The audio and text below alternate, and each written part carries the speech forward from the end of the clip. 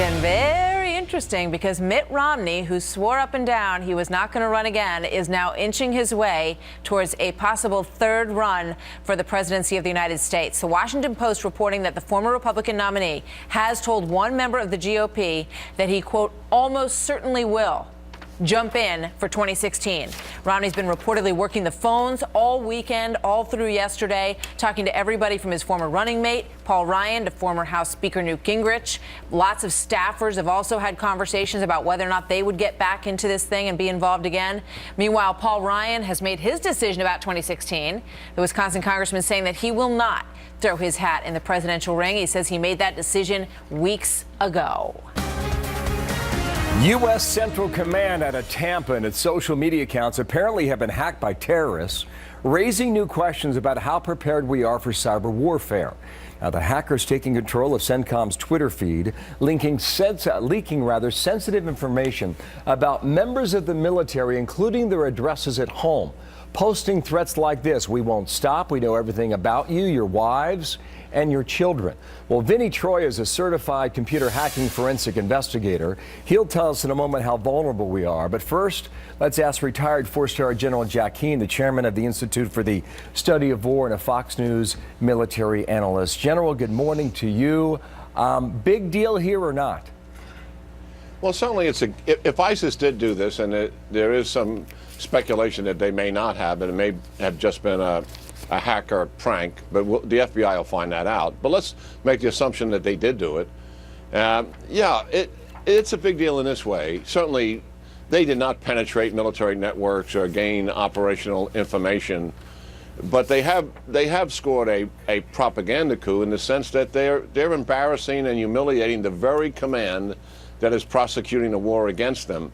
And any kind of public relations plus that they get, and they work very hard to get them, frankly, helps them with recruiting and helps them with financing. So, yeah, it's a gain for them, and you know, I'm sure the command is very frustrated by it. This is what we heard from the Pentagon. This is little more, in our view, this is the quote now, than a cyber prank. It's an annoyance.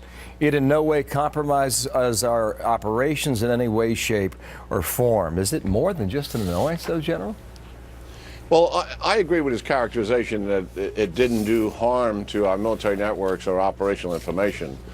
But as I indicated, I think it's a plus for ISIS if they're involved here, because it certainly aids and abets what they're trying to accomplish. And after all, I mean, they are totally dependent on getting new recruits and financing to prosecute this long war that they're going to be involved in with us. And every indication that we have is that they're still recruiting and they still have money. We haven't been able to counter either one of those quite effectively yet, although that is a major objective we're working toward. Let me bring in Vinny Troia now. Sir, good morning to you. How prepared are we for cyber war today?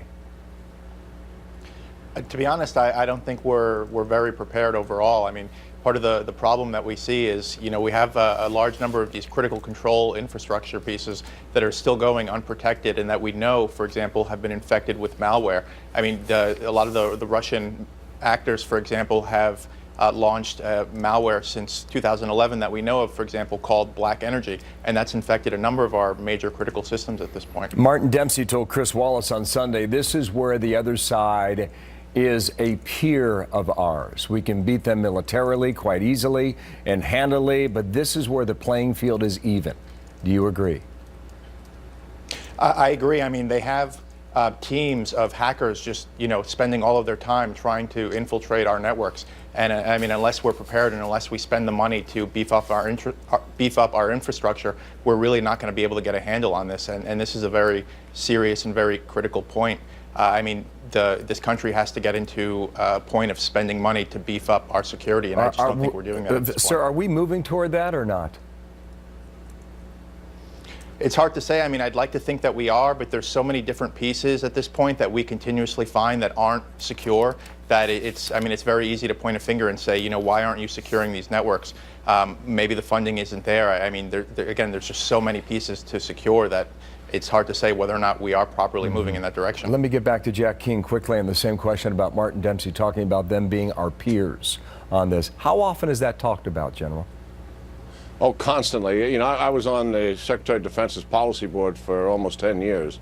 And I'll tell you what, it was our #1 subject throughout most of that time frame. I mean, here's the real issue. If you were talking to the director of the National Security Agency who runs Cyber Command as opposed to me, and you asked him, what is your #1 concern? He'd tell you this. He said a terrorist organization that is able to finance a state-of-the-art cyber attack against the United States, probably using Russian or Iranian capability to attack our financial system or our utility grid and accomplish something that would be dramatically more worse than 9/11. Wow, that is the thing that keeps these guys up. That's unbelievable. Jack Keane, thank you, General. Vinny, Troia, thank you to you as well.